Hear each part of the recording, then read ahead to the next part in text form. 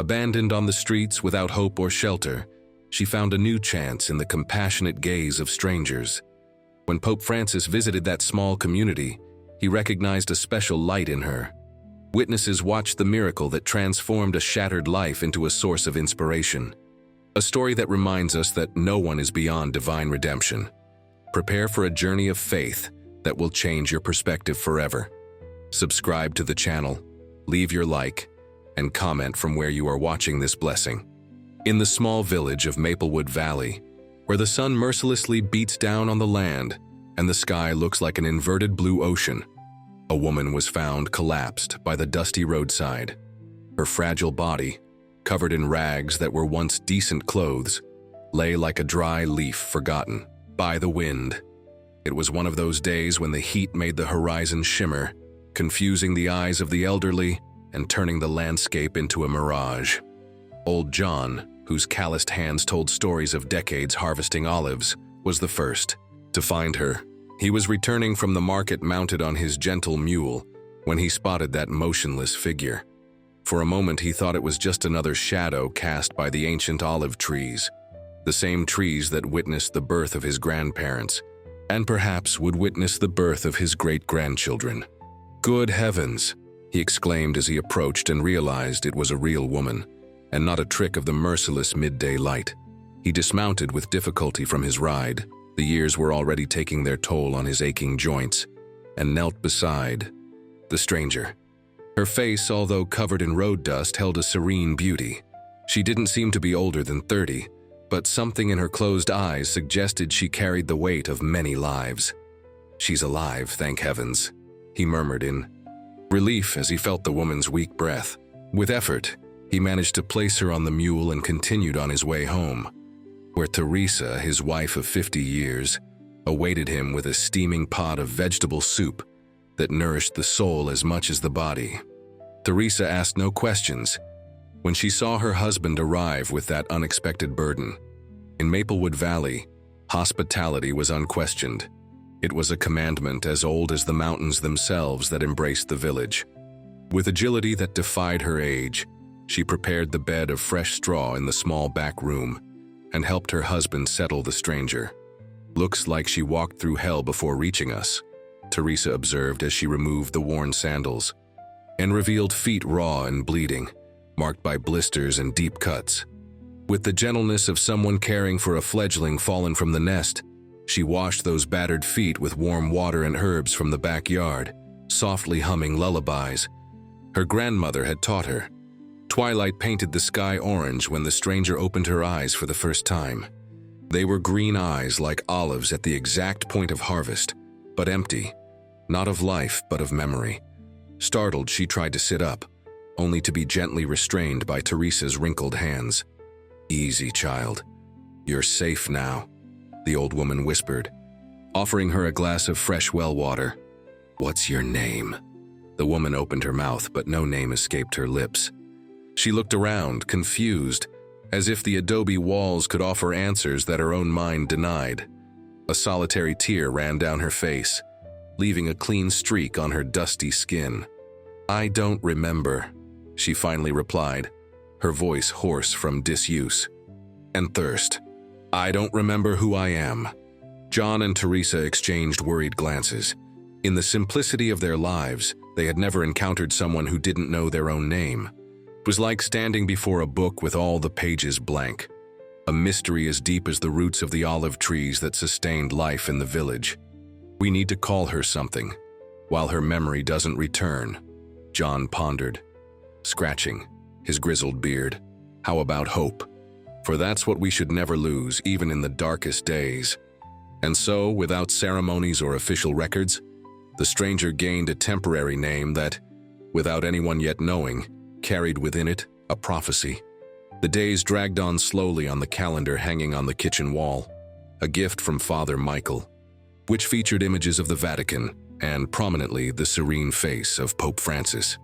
Every morning, as she prepared the bread, Teresa caught Hope watching that calendar with a disturbing intensity, as if those distant images were whispering secrets to her that she herself couldn't decipher. Hope regained her physical strength with surprising speed, but her mind remained a closed fortress. Disconnected fragments surfaced in dreams that made her wake up sweating in the middle of the night. Images of hospitals, starving children, refugee camps, and, curiously, the recurring figure of a man in a white cassock whose smile conveyed inexplicable peace.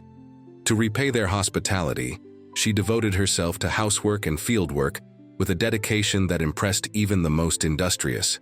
Her hands, which didn't seem made for hard labor, quickly learned the art of kneading bread, harvesting olives, and even assisting in the olive oil extraction process, the liquid gold that sustained the precarious economy of Maplewood Valley.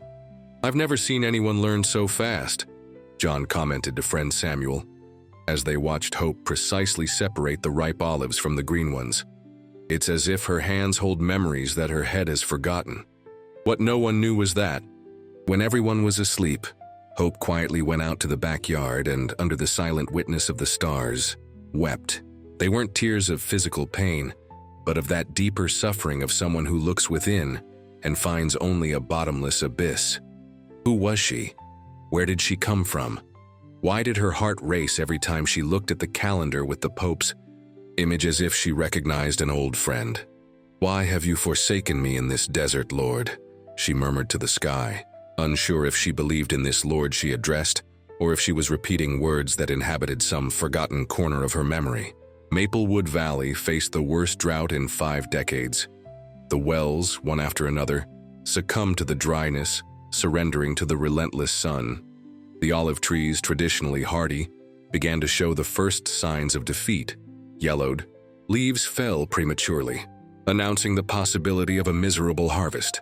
One Sunday morning, after Mass celebrated by Father Michael, a man whose small eyes always seemed suspicious of some hidden heresy, the village elders gathered in the square to discuss measures against the drought. Hope, who watched from afar, felt an inexplicable impulse. She walked to the center of the circle of men, ignoring the disapproving looks for the feminine audacity to interfere in matters considered masculine, and knelt down. Without saying a word, she pressed the palms of her hands against the parched earth and closed her eyes. A strange sensation ran through her body, like a tingling that started in her fingers and rose through her arms until it reached her chest. When she reopened her eyes, she was absolutely certain. "There's water down here," she stated with a conviction that surprised even herself. "Lots of water. If you dig in this exact spot, you'll find a vein that has never dried up." The murmur was immediate. Who was this stranger without a past to tell the men who had known this land for generations where to find water? Father Michael, frowning, was the first to verbalize the collective skepticism. "And how would you know that, my child? Do you perhaps have the gift of clairvoyance? Know that our Holy Mother Church views these superstitious practices with great reservation." Hope didn't know how to answer, how to explain something she didn't even understand herself. She just knew, with a certainty that came from the depths of her being, that there was abundant water beneath that specific piece of land. It was as if her hands could hear the underground murmur that no one else perceived. It was John, to everyone's surprise, who defended her. "What harm is there in trying? We've exhausted all traditional methods. If she's wrong, we'll have lost just a few hours of work. If she's right." He left the sentence in the air, filled with the unspoken hope of salvation for the thirsty village. Reluctantly, the men agreed to dig in the indicated spot. For 3 days, they took turns in the strenuous work, delving deeper into the earth that became moister with each meter. On the morning of the 4th day, a cry of jubilation echoed. Through the village, crystal clear and abundant water gushed forth, as if the earth itself had decided to reward the persistence of those who never lost faith. That was just the beginning. As days turned into weeks and weeks into months, other inexplicable events began to surround Hope's presence in Maplewood Valley. The olive oil extracted from the olives she helped harvest had a different aroma, more intense, almost sweet. And to the community's amazement, when used to anoint wounds, it promoted surprisingly rapid healing. "It's holy olive oil," declared Mrs. Elizabeth, the village midwife, after her grandson was cured of a persistent leg infection after being anointed with that golden oil. The news spread like wildfire. People from neighboring villages began to arrive in search of the miraculous olive oil of Maplewood Valley. Merchants appeared, offering considerable sums for exclusivity in the distribution of that product that promised to be more valuable than gold. It was then that Hope revealed another facet of her mysterious personality, a wisdom that seemed to transcend her apparent youth. In a community council, convened to decide on the commercialization of the olive oil, she stood up and spoke with serene authority. What we received as a gift should not be sold. This olive oil does not belong to me, nor to you. It belongs to all who need it. If we start charging for blessings, we will turn the temple into a market. Her words, strangely similar to those of a teacher who lived 2,000 years ago, silenced the assembly. Something in the way she spoke, in the calm conviction that emanated from her green eyes, made even the most greedy reconsider their positions. "Where does this wisdom come from?" questioned Father Michael, increasingly suspicious of this woman who had appeared out of nowhere and now quoted sacred scriptures without ever having shown devotion in church. "I don't know, Father," she answered sincerely. "The words simply come when they are needed, as if someone puts them in my mouth." The priest's distrust contrasted with the growing admiration of the rest of the community. When a flu epidemic plagued the region, Hope prepared an elixir of herbs, harvested under the moonlight, knowledge she didn't even know she possessed, and cared for the sick with tireless dedication. Curiously, while everyone around her fell ill, she seemed protected by an invisible shield. "She's a saint in disguise," whispered the women at the communal laundry. "She was sent to test our faith and our ability to welcome strangers." "She's just a good woman with knowledge of natural medicine," countered the more skeptical. "We don't need supernatural explanations for acts of human kindness." The mystery of hope deepened when, during the harvest festival held even in times of scarcity, for a people who forget to be grateful for the little are condemned never to receive much, she heard a group of elderly women chanting a traditional song that spoke of pilgrims lost in the desert. Suddenly she fell to her knees, bringing her hands to her head as if struck by a piercing pain. "Mary Hopelight," she murmured through tears. "That's my name. I studied medicine. I worked with refugees. I met Pope Francis in memory, like..." A startled bird took flight again before revealing the whole truth. But that fragment was enough to awaken both joy and fear in the hearts of the villagers. Joy for helping someone recover with a name and history. Fear for possibly being about to lose the one who had become, in a few months, an essential part of the community.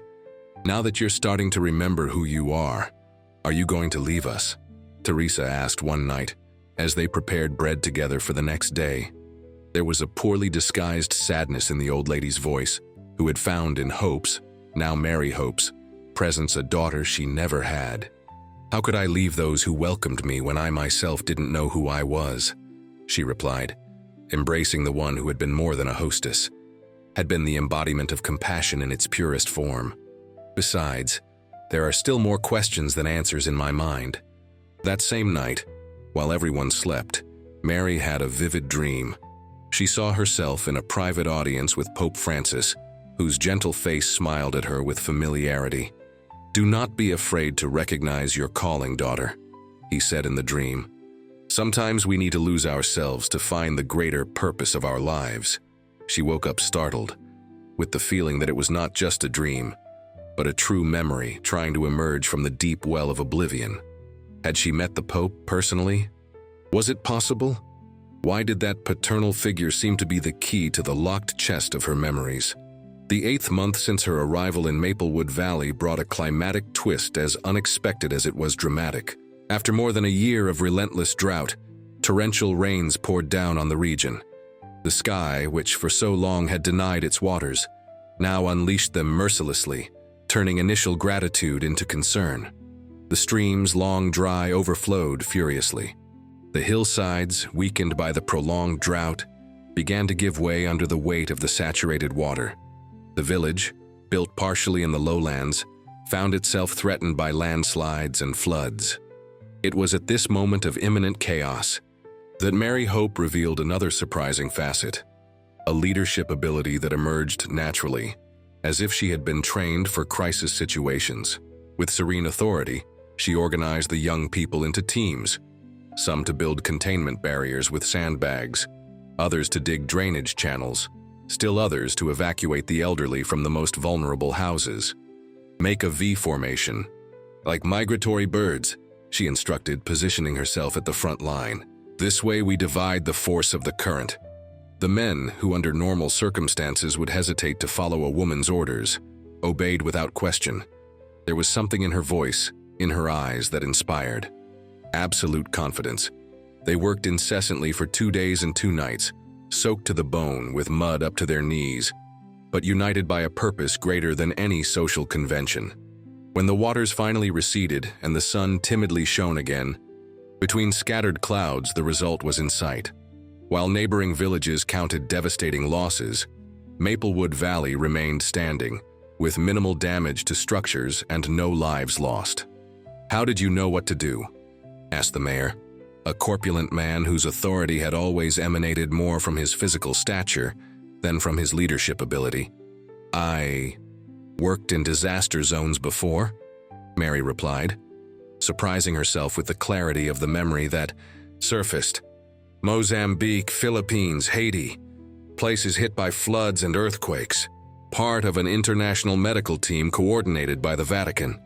This revelation caused immediate murmuring. The idea that this simple woman, who for months had worked side by side with the peasants in the olive harvest, could have such an extraordinary past seemed almost absurd. Almost were it not for the fact that her performance during the crisis confirmed every word. The Council of Elders, traditionally closed to female participation, made an unprecedented decision to formally invite her to join their meetings. "We have much to learn from your experience of the world beyond our mountains," justified the oldest of the counselors, a 90-year-old man who had seen more winters than anyone else in the village. The decision was neither unanimous nor peaceful. Father Michael led the resistance, citing centuries-old traditions and warning of the danger of hasty changes. "Our society has pillars that have sustained us for generations," he argued vehemently.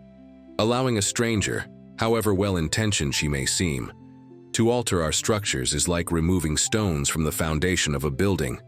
Collapse is inevitable." Others, especially among the younger ones, saw in Mary's presence an opportunity for long-needed renewal. "Sometimes it is necessary to prune the olive tree so that it bears more abundant fruit," countered Matthew, a 20-year-old who dreamed of horizons beyond the mountains that surrounded the valley. Heated discussions divided the village when, in the 10th month since the mysterious stranger's arrival, a group of pilgrims passed through Maplewood Valley. They were heading to a sanctuary in the mountains, but news of the miraculous olive oil had drawn them to an unplanned stop. Among them, a retired journalist carried newspapers from the capital. On the front page of one of them, a photograph caught everyone's attention. Pope Francis, visiting a field hospital in some African country devastated by war. Surrounded by malnourished children and exhausted doctors, the pontiff radiated that hopeful serenity that had made him loved, even by non-Catholics around the world. Mary, seeing that image, felt as if lightning had struck her body. She staggered, leaning on Teresa to avoid falling, while fragments of memory exploded in her mind like fireworks. Colorful, intense, briefly illuminating before dissolving into darkness. "I need to sit down," she murmured, being led to a bench in the square. With trembling hands, she picked up the newspaper and contemplated the photograph for a long time. "I was there," she whispered finally, so softly that only Teresa, sitting beside her, could hear. "I was in this hospital when the Holy Father visited." That night, surrounded by those who had become her adopted family, Mary Hope Light revealed what she could remember of her true story. Born into a middle-class family in the capital, she had studied medicine specializing in tropical diseases. Instead of following the lucrative path of private practice, she had chosen to join a Catholic humanitarian organization that provided assistance in conflict zones and areas affected by natural disasters. "For 5 years I traveled to the most forgotten places in the world," she recounted, as images of those places vividly returned to her memory. "I saw suffering that defied human understanding, but I also witnessed daily miracles of resilience and hope. It was in one of those places, a refugee camp on the border between two warring countries, that she personally met Pope Francis, who was visiting the region on a peace mission. Impressed by the young doctor's work, the pontiff invited her for a private conversation, during which he shared a vision: the need to build bridges between modern medicine and the traditional knowledge of rural communities, especially in remote regions where conventional hospitals were non-existent. He told me something I never forgot, or almost forgot. She smiled ironically, acknowledging the paradox of her amnesia. True healing always happens when science and popular wisdom walk hand in hand like two sisters who respect each other. Inspired by that encounter, Mary dedicated herself even more intensely to humanitarian work. But after years witnessing the worst of humanity, ethnic wars, exploitation of the vulnerable, indifference of the powerful, a shadow began to grow in her. Heart, faith, once unwavering, gave way to increasingly profound questions. How does a God of love allow so much suffering? She asked herself daily, as she tried to save lives with insufficient resources and under inhumane conditions. Is there really a greater purpose in all this? Or are we all adrift in a sea of chaos and random cruelty? The spiritual crisis culminated after a bombing that destroyed the field hospital where she worked, killing dozens of patients, including many children. That day, something broke inside her. She resigned from her job, abandoned everything she knew, and embarked on a solitary pilgrimage, not to find God but to escape the questions that tormented her. I walked aimlessly for weeks, she continued, as the villagers listened to her in reverent silence. I wanted to lose myself in the desert, like the ancient prophets, but unlike them, I was not seeking revelation. I was seeking oblivion. The desert almost killed her. Exhausted, dehydrated, and delirious, she kept walking even when her body begged for rest. Her last thought before collapsing on the road leading to Maplewood Valley was a contradictory prayer from someone who no longer believed, but desperately wanted to believe. God, if you exist, show me your face. When she finished her account, a deep silence enveloped the room.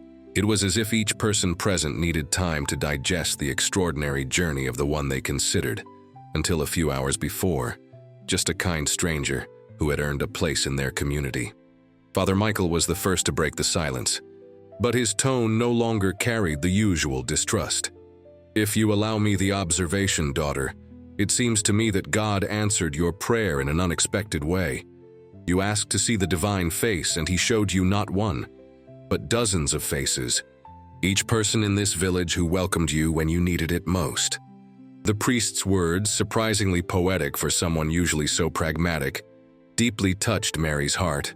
For the first time in a long time, she felt that connection she had considered lost forever, not with a distant and abstract God, but with the divine manifestation that is revealed in gestures of human compassion. Perhaps you are right, Father, she admitted with tears in her eyes. Perhaps I needed to lose everything, including my memories, to rediscover the essential. In the days that followed, the village buzzed with the revelation.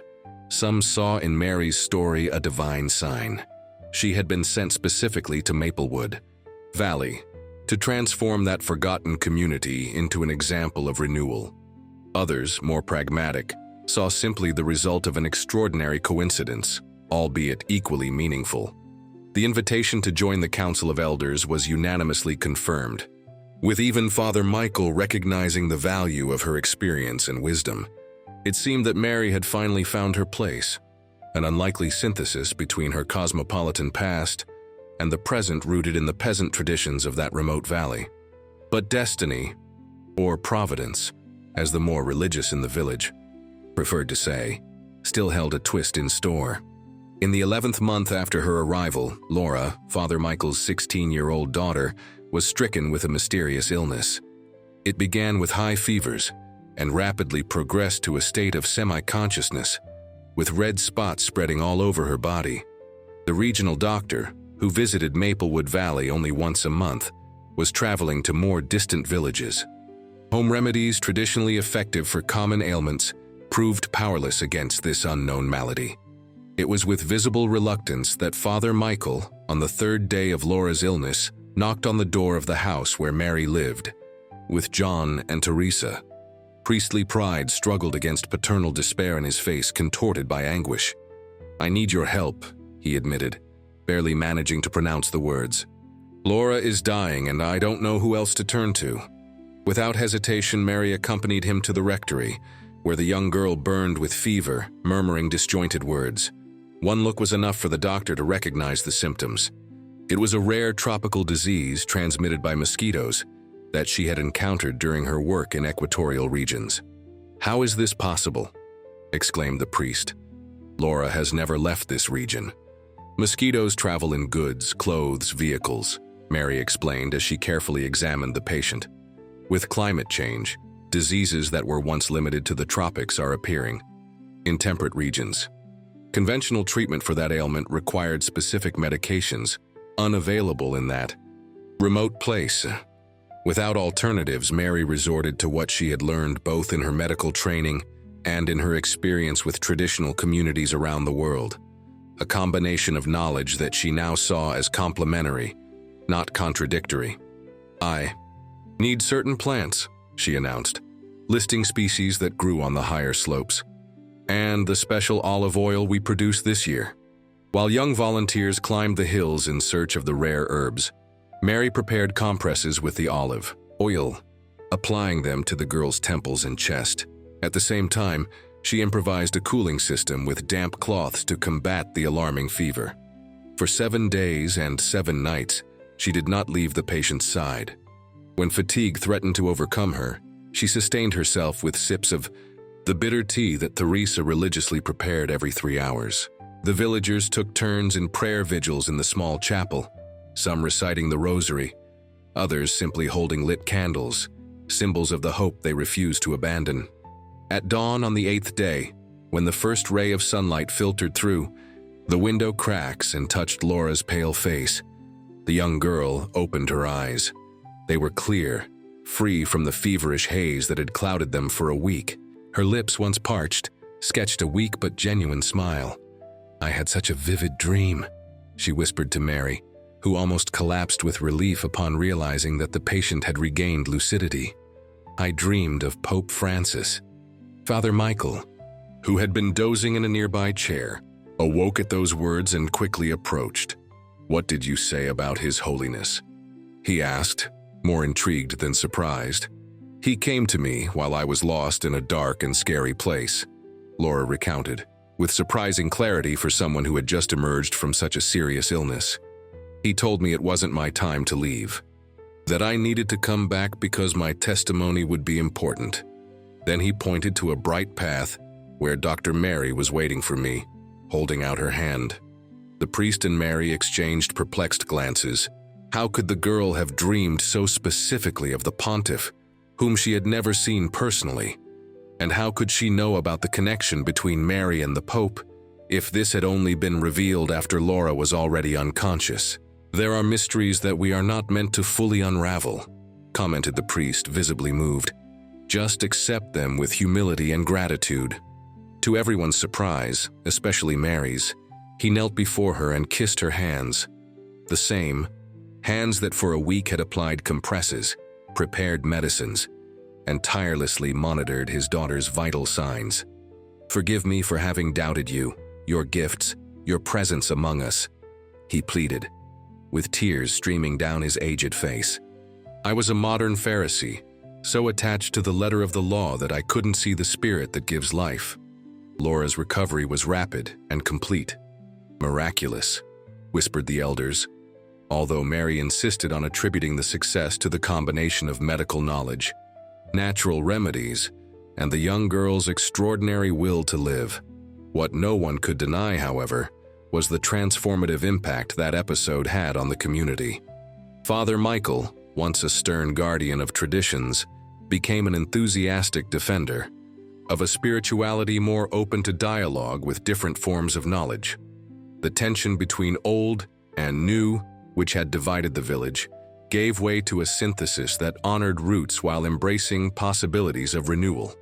Perhaps even more significant was the transformation in Mary Hope Light herself.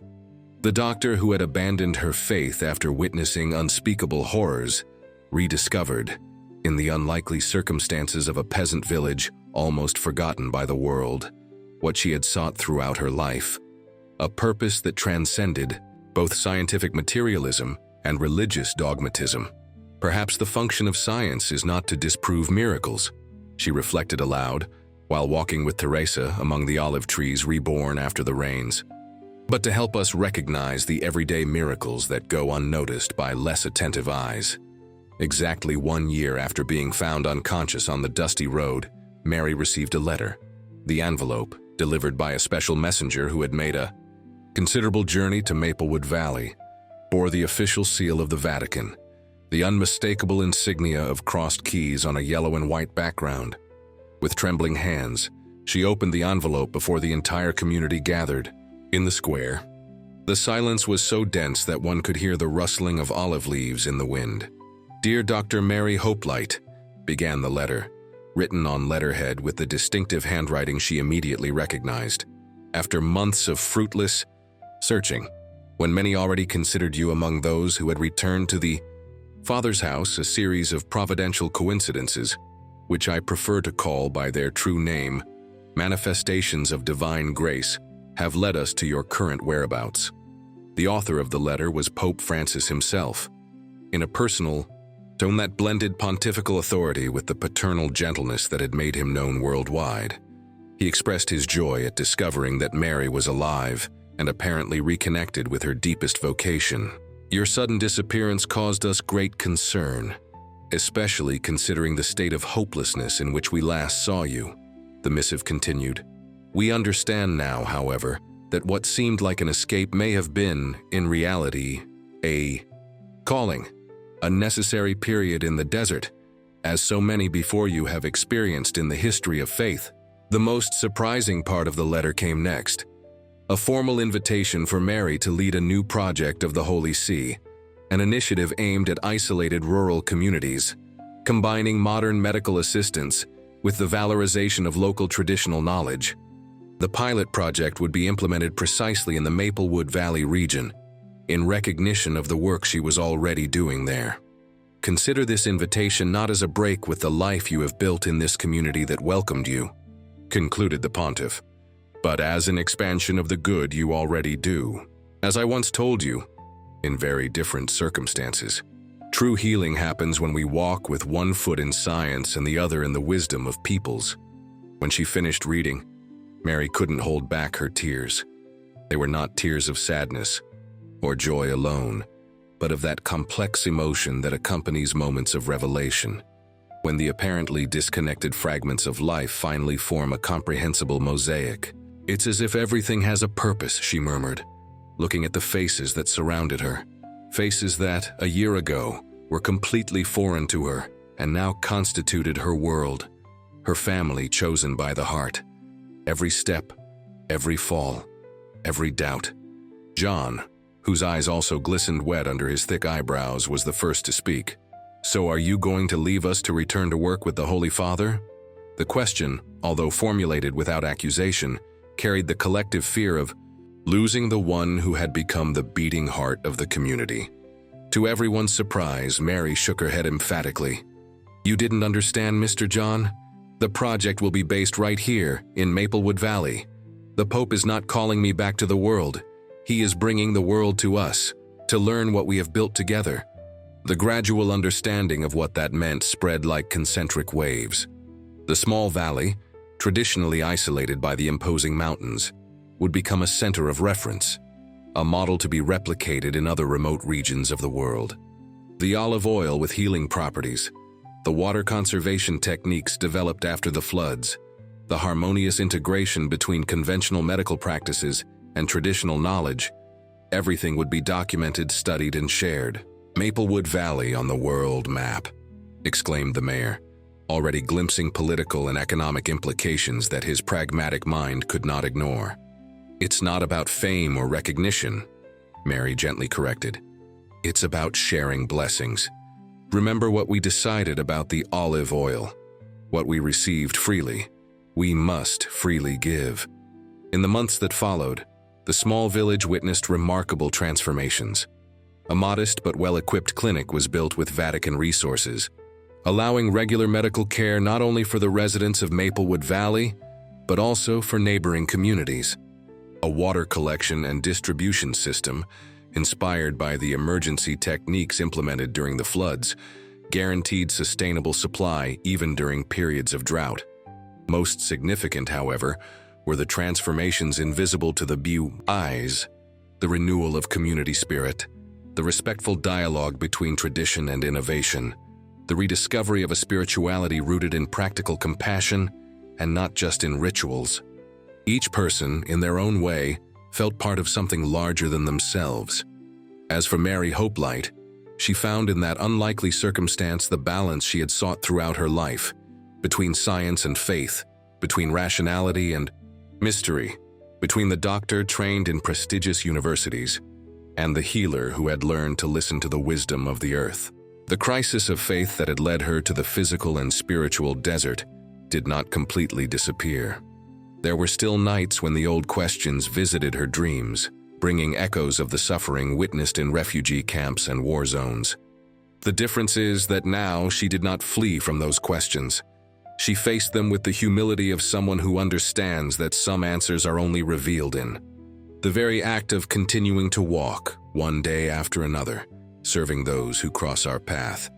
On a particularly bright afternoon, while harvesting olives alongside Teresa, who insisted on working despite her advanced age, Mary contemplated the valley that stretched below, verdant after the welcome rains, the adobe houses, the bell tower of the small church, the smoke rising from the chimneys preparing the communal dinner. Everything seemed to radiate a beauty that transcended the merely physical. "You know, Teresa," she commented, helping the old lady down from the ladder leaning against the ancient olive tree, "when I worked in large hospitals and international projects, I dreamed of changing the world. Now I understand that sometimes the world is transformed when we allow a small piece of it, like this valley, to transform us first." Teresa, whose wisdom did not come from books, but from life intensely lived in its simplicity, nodded, with a smile that revealed more about the mysteries of existence than many philosophical treatises. "The true miracle, my child, was never the olive oil, the water, or even the cures. The miracle was you being found by us, and us by you, exactly when we needed each other most." And so, in that golden twilight that tinged the ancient olive trees with amber, two women of different generations shared much more than a basket of olives. They shared the profound understanding that divine paths, however mysterious and seemingly tortuous they may seem, always lead to a greater purpose than our limited human eyes can initially perceive. The one who had arrived with nothing, not even her own name, had become a bearer of hope and renewal for an entire community, and the valley that seemed condemned to historical irrelevance had transformed into a beacon for a new model of integral human development, where body, mind, and spirit are equally valued and cared for. Pope Francis, in his official visit to Maplewood Valley the following year, would summarize that extraordinary journey in simple but profound words that would be engraved on a stone plaque at the entrance of the village. "Sometimes we need to lose ourselves to be found by God in the most unexpected places. And often, when we think we are in the most arid desert of our lives, we are in fact just one step away from the oasis that will quench our deepest thirst."